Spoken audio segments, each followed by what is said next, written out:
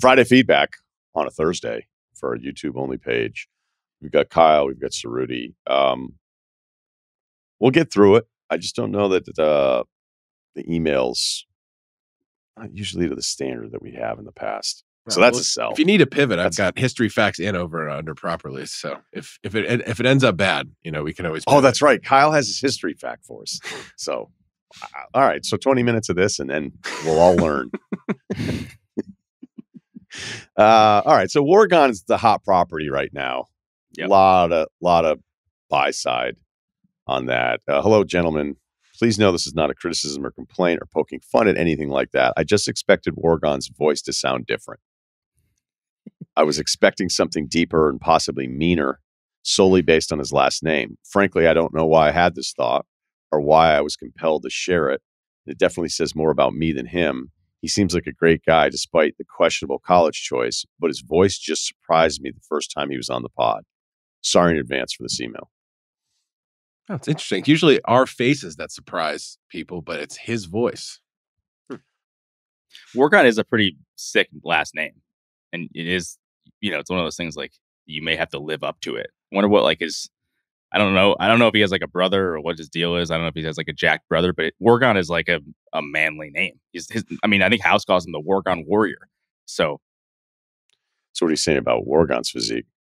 Well, no, I understand where the guy's coming from. Oregon is not on this record, unfortunately. Maybe we'll get his thoughts next time. So I don't want to, I'm not going to speak without the guy being here, but I understand where this guy's coming from.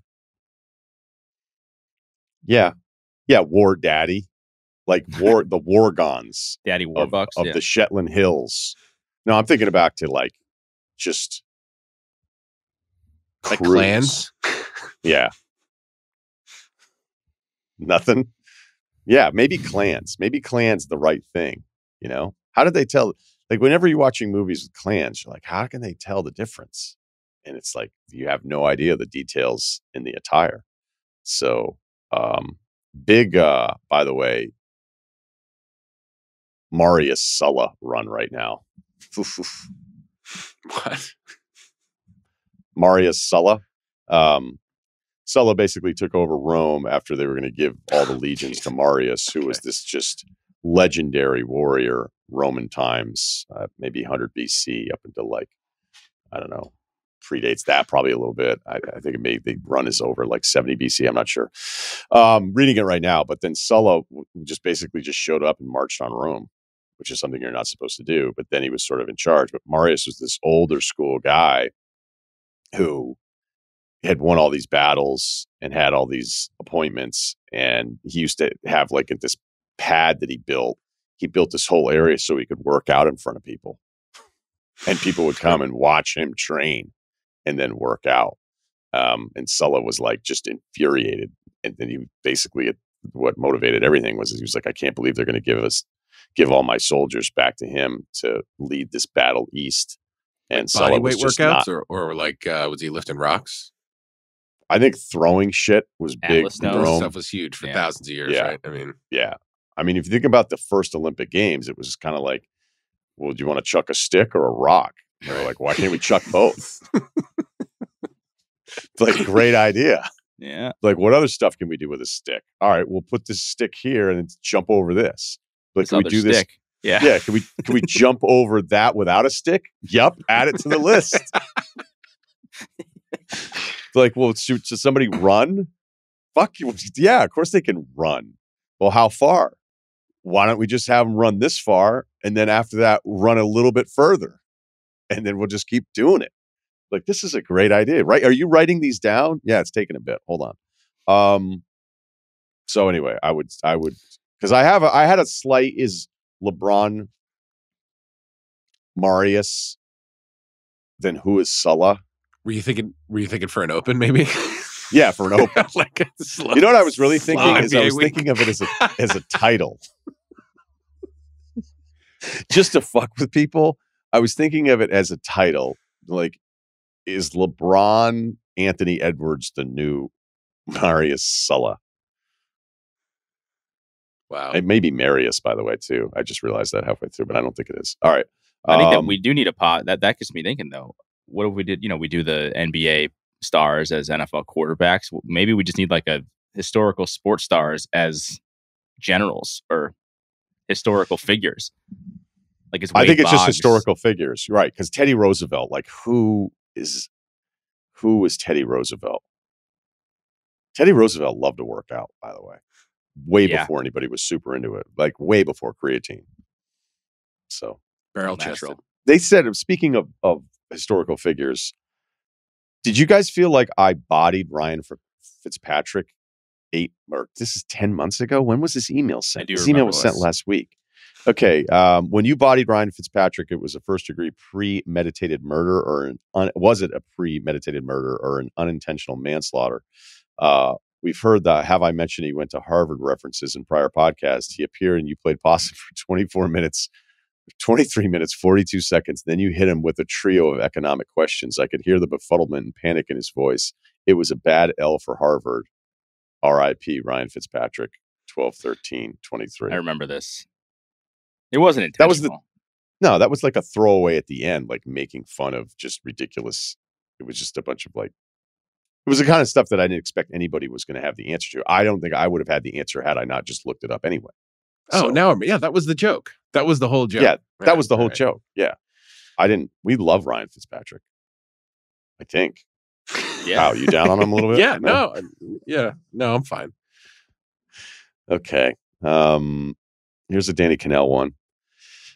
I was dying to hear Danny's take on the disastrous season for Florida State. My favorite part of his segments is when he and Russillo banter. Was really looking forward to Russillo giving him some shit with a sarcastic question of, like, let's talk ACC. Looks like Clemson and Miami are likely to finish 1-2. Granted, this was written before Clemson had lost. But do you have any dark horse teams? What do you think are Florida State's chances? You are always saying that you're trying to do better. Wanted to share feedback from a dedicated listener. I felt like the Florida State thing is just off the table at this point. It's so bad. What's the point? No? Low hanging fruit. Yeah. It's probably a miss. I wasn't in the record that day. I think I was traveling, but I'm not going to worry about it too much. We know how bad Florida State is. Danny's probably bummed out about it. I usually get into it with him about something else that then to just go like, hey, what about Florida State? That would actually be a Danny thing to do. Yes. To me, if it were reversed. But yeah. I usually get mad about Danny about because his new thing is the no brand bias, Danny Cannell top 12. And it's just funny that he's fighting bias. I love his branding. Worse bias. Right? Like all the you and I were talking about this. He's playing like this is a character. Right? It's a character. I think he hates the SEC so much. I think he hates it so much that he just like when he just writes Alabama eliminated, hard on. Like it's moving a little bit. It moved. And by the way, they're in the top 12 again. Yeah. I don't know. I think you're right. It's a combination of like he knows that this is his lane. His lane is to piss off people from the SEC, people from the South. It's what got him in trouble at ESPN, but it's who he is. I think he knows that's good for him. Like I think he knows that gets people a reaction. So it's not like I'm not saying he's like a Skip Bayless situation, but I just think he knows what he's doing. Maybe I'll give him too much credit. Who knows? No, I think you're kind of right. Kyle, anything? Nothing? No thoughts. It's fine. I like it. Just lay out. Kyle, you know what we do? Let's have you just say pass. Yeah. All right. Good. We'll just formalize it a little bit. Good. Yeah. Maybe I'll have one I pass on. Yep.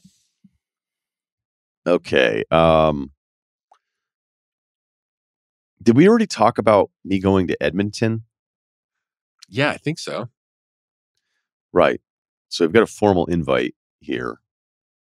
Oh, I don't think it's a formal invite. I think it's just go to the JW Marriott because they have a good gym. Yeah, I'm going to Edmonton. I'm just randomly going to go to an Edmonton Oilers game. I'm going to fly up there. I'll probably be able to be there like 2 days, but I don't care. I probably should have it be during the playoffs, but I don't think I can do that during basketball. But I'm going to Edmonton to watch an Oilers game. I've told myself that. This is the first time I realized I didn't even really know where Edmonton was on a map. Well, it's somewhere up there, right? And I'm west of Toronto. Canadian cities, good luck. Yeah, it's way up there. Way up there. Oh my God, I didn't realize this is like Arctic Circle stuff. It's like way north of Calgary. The Potsdam of Canada, some say. Yeah, look, I've Man. heard that if you're going to go, like I wanted to go to Calgary. I think I may have even asked Biz, and the conversation didn't really go anywhere because we'll be like once a year, maybe twice a year check-in buddies. And I was like, what's the deal with Calgary? And he was like, what are you asking?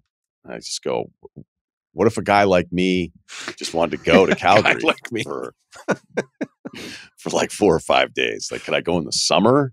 Should I go in the winter? And he was like, oh yeah, bro. And that was like an excited response. And that was the depth. That's where then the conversation ended. So I didn't get a ton of research, but he seemed to be in favor of it. Yeah. I mean, Edmonton's not exactly Yellowknife, but it's almost like 400 miles north of the border. See how far of a drive it is from Edmonton to Yellowknife. Maybe I could just quickly get a pontoon boat across. Yellowknife. I don't even know. Can National you drive Park? there? No, Yellowknife. Do you see where Yellowknife is? No. Okay. Oh wait, that's Yellowstone. Hold on. Yellowknife, Canada. There we go. Yeah. You want to talk way up there? Oh, Jesus. Yeah. It's Jesus is far. right, buddy. It's like 15-hour drive. Okay. Travelogue. I would do a travel log for Yellowknife. All right. How about a simple one here? Have you considered a studio? Middle-aged guy emailing from the Lone Star State. Wonder if he's a Rockets fan. No gym stats, not an NBA fan. Oh, answer the question. Regardless, I don't think I've missed a pod show in years. I'll get right to my question feedback. Have you considered hosting a show from a more formal studio setting? Maybe not full McAfee, but maybe something more toned down like SVP's pod. I imagine that you've had the conversation. I'm generally curious about how the idea went. Thanks for the pod.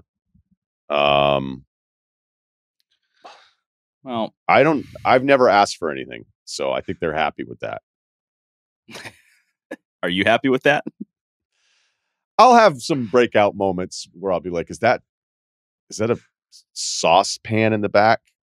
Yeah. You know? I think what I like You don't about cook in that kitchen. Come on. No, I cook. I'm back to cooking a little bit. Sick of ordering food. Chicken breasts.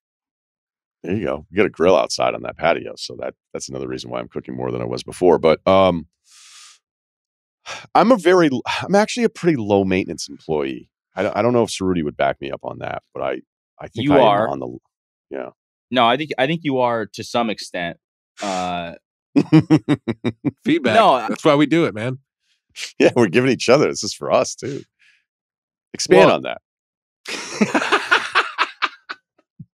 No, I don't mind doing this. You are low maintenance, I will say, for the most part. I think I always joke that like part of my job is like asking you and Bill questions that other people are kind of too afraid to ask or don't want to ask, specifically you, which, is fine. I don't mind being that guy.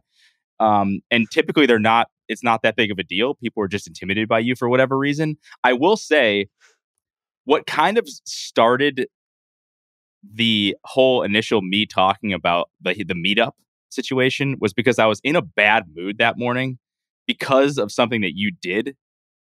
And I could share it if you want, but like we were talking about McShay and there was this like how his show kind of impacts our show. And it just kind of like annoyed and so there would be little things like that you do that do sort of piss me off. But for the most part, you are low maintenance. Like you don't ask me to, like, you don't ask people like, hey, I need this. I need a mic. I need, I want, a 10-person camera crew in my house. Like you really don't ask much at all other than just like, let's get the show ready. Let's get a guest booked. Everybody show up on time. So there are little things here and there, but I would say actually for the most part, you don't ask for much. Well, I don't. And I knew you were pissed that morning, and I still think I'm right. So that's fine. I think you're wrong. So okay. Yeah, I know you did. And I was proven right. I won't share Todd's information, but Todd had some stuff going on that day, and there's a reason he was acting the way he was acting. Well, I don't want to do any of this where it feels like we're talking, because I don't even know what you're talking about now. But our general disagreement, I mean, how often do you and I even disagree, though? Like that moment, I knew you were pissed, and the timing of it wasn't great, so that was my fault. But I knew you were pissed, and I went, oh, okay, he's pissed now. So I was like, all right, fine, whatever. And it was just kind of a funny reminder. I was like, we don't actually ever really get pissed at each other, like ever. but I knew, I could tell. And so I was like, all right, whatever. And then you just move on from it. Like, that's what I think is like the best working relationships is like you should get mad at each other every now and then. I mean, it shouldn't be like deep-seated hatred for guys like, oh, this again. But at least when you're working in this kind of stuff, like there should be moments where you're just like, hey, I disagree with you about this or whatever. Long term, whatever our disagreement was, it doesn't really even mean anything. So it's even easier to get over. It's just like, all right, fine. Nothing actually changes. So it doesn't matter. But yeah, on the studio thing, I don't know. I think I kind of liked when the second house, I did it in a guest bedroom and the view was a cement wall behind it. And I just used to always get a nice little smile when somebody who didn't like me was like, this is what happens to you when you leave ESPN. And I would just go like, I love how dumb fucking people can be sometimes. I just love it. I just love it. Like, you don't like me so much that you've convinced yourself that things are actually terrible and my house sucks because this is the angle I have it in. So I don't know. Sometimes I think it'd be really nice to have something that was permanent, that was a built-in studio that would be at my house. But I think Spotify spends so much money on the facilities. They're probably like, so this guy lives in LA and isn't going to come up to LA and then we got to go build him something. So I kind of looked at it I never asked anybody, but it was something I thought about. So I go, well, if I don't want to go up there, because I don't want to go up there. I think you should have credit for not asking. I think we should all give him credit for not asking. But just because I'm not even joking. I think that's nice, and I want to give you some points because Rudy deducted some. There was a time when you wasn't there a time when you used to come up to the Hollywood studio? Yeah, once a week, and then I came up once a week, and then there was a hinting of like, why don't you just come by a little bit more often? And I was like, yeah, I don't know about that. Don't want to start this conversation. That was a haul. And then I got that office that I was going to share with Tommy Alter.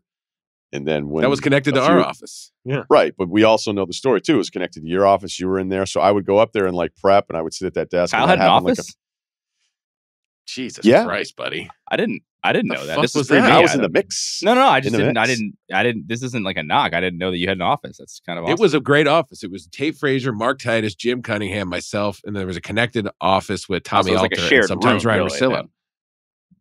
Yeah, all right. Yeah, and then you I came came me in down and a peg. Fine. Right. I think when I came in, shared like space. people, there were some members of the staff that thought, I don't know, they just weren't into the idea of me working there, which I didn't really understand because you could make an argument like I wasn't breaking the bank for fucking anything. All right, when I first started, so then I showed up and my desk was gone. They just took it. Oh yeah. So I came into the office and all my shit was on the ground, like thrown on the ground, and the desk was gone. Yeah, I do remember. And there was like a chair. So like I sat in the chair and like looked at everybody and was like, this is probably the last time I come by here. Not the most welcoming vibe I'm getting. Yeah, right. Like I didn't go storm or like get mad at anybody or whatever. I just was like, oh, this is kind of all lining up. Yeah. Well, there is. Yeah. The Mateo studio is typically where podcasts are recorded. We were just there for Core Week. That's obviously how the meetup happened. And I had many people be like, "Hey, is Ryan coming?" I'm like, "No, he's not. He's not coming. Absolutely not." You didn't even hit him with a maybe? Because I'm not getting anybody's hopes up. I'm not getting anybody's hopes up because there were people were excited. They were like hoping to see you. A lot of the NBA guys to see me. Yeah, no, definitely. And I was just like, "Nah, he's no, absolutely not." I'm like, I would be lucky if I see him. And again, we don't need to rehash that. So how lucky did you actually turn out to be? I'm just kidding. So wait, you were still upset the night you came over? What do you mean? No. You were still upset about our disagreement the night you came over? No, the disagreement happened the week after. Oh, when yeah. This all came up. Okay. And then so I was in a mood. I was in a mood that day. And when you brought up the meet and greet thing, that's kind of that probably would have never happened if we didn't have that disagreement that morning. Oh, see, I didn't even know about any of that stuff. Wow, this is all really connected. Maybe Sarudi and I are not as close as we thought. No, we're good. It's just funny how like we got into a little argument and then what was born out of that was this massive thing of the meetup being so bad at your house, which I know people are going to say, "Oh, you're just saying that." I don't even think it was that bad. We absolutely played it up. Like I didn't even want to be there that long. I had a flight in the morning. We aren't joking about that, but I was mad at you that morning, so I made it seem worse than it was. Yeah. Okay. Quick feedback here. Derek Jones Jr. would be a better assignment than Clay to guard Ant when I was talking about Dallas playing Minnesota. ... When Ant plays the Clippers, Derek Jones Jr. is now in LA. Yeah, I know. That's why I talked about in the specific switch out of what you get for Clay coming in and what you would lose with Derek Jones going out. And the reason I know that is because I do Tales from the Couch, but we got one vote down for Tales from the Couch. And again, I know it's not for everybody. In my opinion, you guys could really improve the format of Tales from the Couch. It feels like you're just reading play by play for 5 minutes. First of all, that's total bullshit. What you're doing, and this is a mistake that people make that don't like it, or they just tell me what. Like, yeah, there can be some play by play logging, and some of you don't like the sub patterns or whatever, but it's all usually to try to figure out a greater point of like, why is this happening? Hey, Ben Simmons looks pretty good, but why is he getting benched at the 6-minute mark? Why is this the rotation with this player? This is probably a hint that's telling you that this person will not be in a closing group for the most important stuff. So I could see some people just not liking it because it's not just a normal, like, hey, here's a thought, and here's my 10 minutes, and I'll come up with a bunch of reasons why I think, yeah, right. Like, hey, this team needs to fire this coach, or this quarterback's never going to play again. You know, like and look, I'll do some of those things. I'm usually not big on the fire every coach thing because I don't know. I just think like you bring in these coaches in college, especially, it's like, you don't give them 3 years. It's like, what are you doing? As bad as it could be in year 2, like I think everybody kind of deserves that 3rd year, unless people around the program, all this different stuff. So I know that Tales from the Couch is not necessarily for everybody, but to just pretend that I'm just riffing play-by-play sub patterns for 10 straight minutes, like you're not being fair about what I'm trying to do. But in the moments where it does get bogged down with that, I understand that some people aren't necessarily going to like it. But I still think the feedback I usually get on it is that people like it more than they don't. So it's not always the best Wednesday lead, but sometimes I don't have something that's kind of radio talk showy for me to just go, hey, this is what I think about.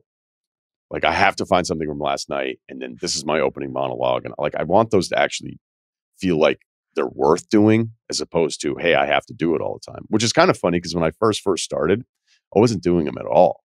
Like, I could have a way easier life if I said, hey, I'm not doing any of those Lakers fucking Wednesday. things. Let's go. Yeah, right. I mean, again, that's not like to say to the listener, like, hey, watch it. That's not what I mean. But I do wonder sometimes, like, do you know how much easier your life would be if you just said Mondays, like, I'm not going to recap any college, I'm not going to recap any NFL. I'll just do 30, 40 minutes of McShay and do life advice. Like, I don't know, it'd be funny to be like, hey, the numbers didn't go down. But I just got don't in the know. water a lot more this week. I will defend Tales. I think there's a balance. I think we literally just talked about this morning how, like, between a topic intro and more of a Tales from the Couch intro, like we could probably 50-50 is probably a good split on those if we could do it. But I will defend Tales from the Couch in that we are a multi-platform show, and a lot of those are being turned into TikTok, Instagram clips with the highlights behind them, and they actually they work really well visually. So, it's a little bit here, a little bit of there, but they it's. I think check them out. Check out the video versions of some of those because they actually do look a lot better with the highlights behind them. So there you go. Yeah, the video stuff was like really good when I was talking about the Jokic thing and how the Nets, once they decided to try to double them after all the single coverage. And by the way, like one of the reasons I did that, there was some Nets blog that was like they did double them the entire time. So of course I went back the next morning and be like, is there any chance I missed this? And I went through every single one of their possessions. And it was like, nope, they single coverage them the majority of the time. I don't know why people do this. It's like the Derek Jones Jr. But like, hey, did Russillo forget that Jones isn't on the Mavs? Possible. Is that why I said it? Or was there a chance that I missed the point? I guess there's just times where you're like, why would you suggest something that didn't happen just because you're mad that the Nets lost? That one never makes any sense to me. All right, last one. Please stop talking about politics. I'll keep this short. I just finished listening to the Chris Cillizza interview, and while I was impressed with him, I just think you need to shut up when it comes to politics. There are other pods and news sources for that. If I want to hear someone ignorantly discuss politics, I could just open up Facebook. I love your sports content, and life advice is amazing, but please, for the love of God, stop talking politics. Well, I think I just wanted to have a guy on that I've known for a really long time, and I wanted to ask him some questions that I had no answers to whatsoever. I think you're going to be okay. because it's not a huge part of this. And the reason isn't because of an interest. Sometimes it's a lack of knowledge. Sometimes it's just the maze of trying to figure out, like, if I make this point, does this mean that I believe in this point? Or if I make this point, is it completely neutralized by this next more important point? Or does that, I find a lot of it not interesting because I can't understand spending that much time talking about it all. So I think you're going to be all right. I think you're going to be all right because we almost never do it. And I think some people think like I'm secretly really passionate about it. It's like, you mean something I tweet about never times? Like ever? I don't.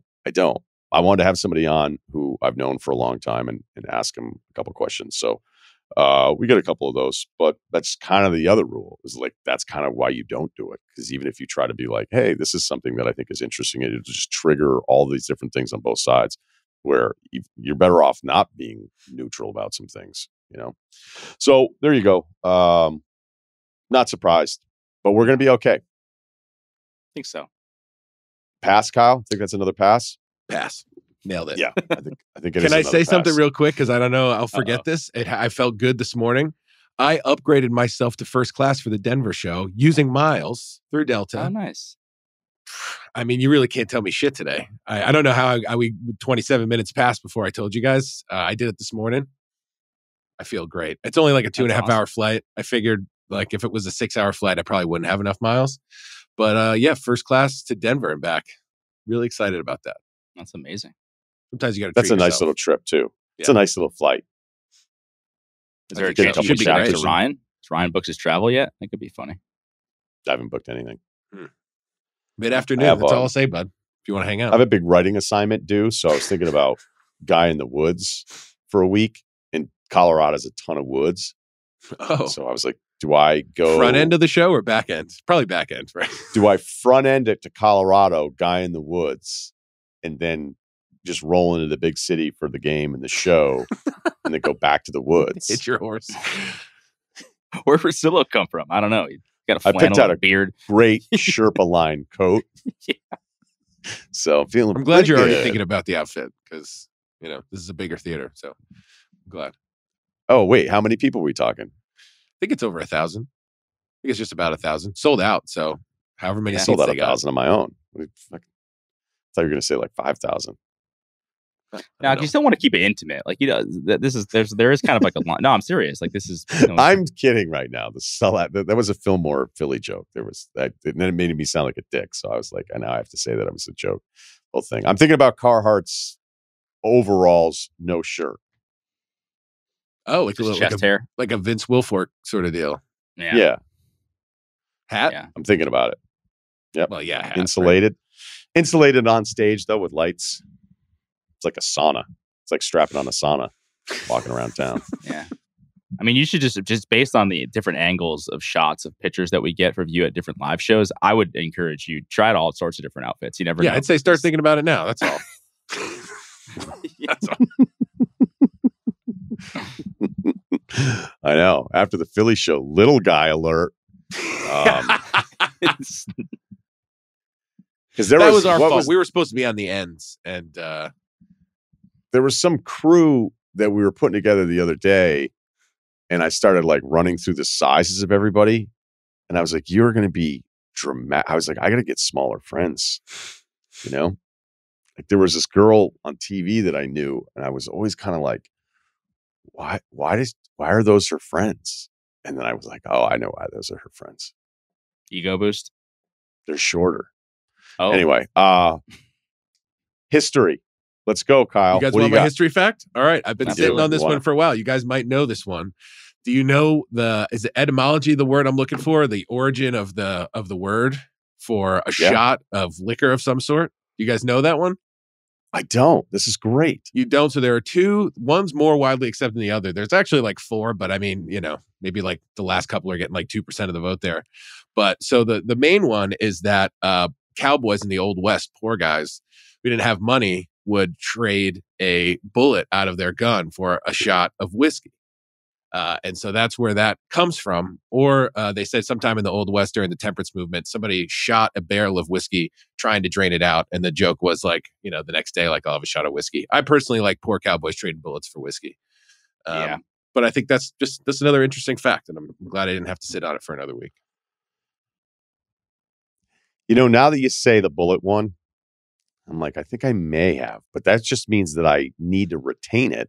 Yeah. And what For you trivia. did, you didn't just teach me something. You taught me to remember something. There you go. We unlocked something today. We'll never forget it now, because sometimes I wonder about the retention of some of the books. We've already covered it. We've already talked about it a little bit here. That's really good. You know what book you would like, Kyle, is Last Call. It gets into like prohibition and why prohibition was necessary, and then everything people did around prohibition. But like some of the numbers of the consumption from pre-prohibition are so staggering. Like you'll read it and go, like there was an average gallons of whiskey consumed by American men a year. And like the number, should I look it up real quick? Yeah. I don't know. Am I kind of stealing a little shine from your bullet shot story? Yeah, let's save it. We'll save it for. How about that tease? No, keep it going. We'll save it. How many gallons of whiskey did each person in the U.S. drink? Should have had this ready. It was a lot, though. It was a lot. Enough to where you'd be like, oh, I could see, because when you zoom out, you're like, dude, what the fuck was the big deal? But when you're right, the number is staggering, and you're like, all right, so I guess I could see where people were, getting together and talking about, should we do something about this? One of my favorite Peaky Blinders situations is when, I forget, is it Tommy Shelby's sister, when she's pregnant, she's like, oh, I'm pregnant, I can't drink whiskey, I guess I'll just drink ale. And you're like, wow, that's all. What do we do? Man, science is crazy. So yeah. Yeah, see, the Ken Burns documentary Prohibition apparently states that the average American drank 88 bottles of whiskey a year. Jesus. That's a lot. All right, so then if you go to the early 1900s, the first number that showed up, but again, this is the AI Google. Was that a water supply thing too, though? Because there just wasn't clean water. So it's like, hey, we just drank alcohol. I think there's definitely a factor. Some truth to that, but guys had to be so drunk all the time, or back in those towns, incredibly tolerant. I mean, if you're talking about it like coffee, I'm just thinking like, listen, it wasn't like a morning thing for me, obviously, but like, up there in Potsdam, it gets cold. You're walking out of the house. A little whiskey in your belly does warm you up a little bit. So, I mean, I think it's like a Swiss Army knife of items. So I'm surprised with your access to the coats at Modell's, that wasn't a better option. So Modell's was, we're talking freshman year, but yeah, you're right. Oh, right. Yeah. No, I don't know. The other number that I got here was 2.5 gallons per year, but that says early 1900s. I just remember when I read Last Call, and it was a long time ago, the number of gallons, like it was the kind of thing where you like put the book down and you like look to the side and you're just thinking like so many dudes had to be drunk all the time. All right, that'll do it. That went a little longer than I thought it was going to go. Thanks for the emails. FridayFeedbackRR@gmail.com. Please check out the podcast. Ringer, Spotify. Thanks to Kyle and Steve. Ryen Russillo Show.